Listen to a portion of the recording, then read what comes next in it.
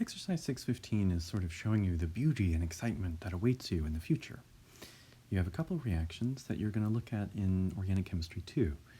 In Chapter 20, you'll see this reaction again, and in Chapter 18, you'll see this one. And so that seems like it's far away. It seems like that would require a lot more expertise to understand, but the truth is that you can understand them very quickly, even now, just by looking at the curved arrow patterns that are in these. So they ask you to identify the arrow pushing patterns for these two reactions. Now in this first one, we have a negative charge in a lone pair. It looks like a nucleophile attacking an electrophile, and so that is nucleophilic attack.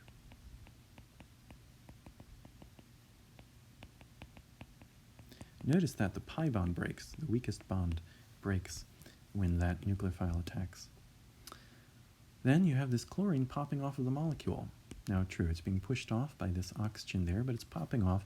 That's loss of a leaving group.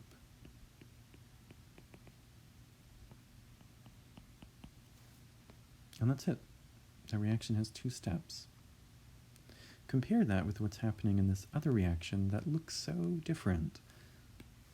First, you have a nucleophile, same nucleophile as above, actually, the OH minus, and that's attacking an electrophilic carbon. So that's nucleophilic attack.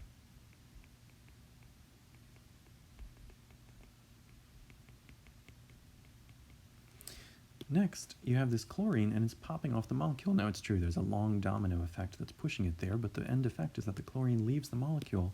That's loss of a leaving group. So notice the beauty of this. You have these two reactions that look so different. To the untrained eye, they would have nothing in common at all. And yet, because you can see the underlying patterns, the causes behind what's happening on the surface, you could see that these two reactions are really the same type of thing.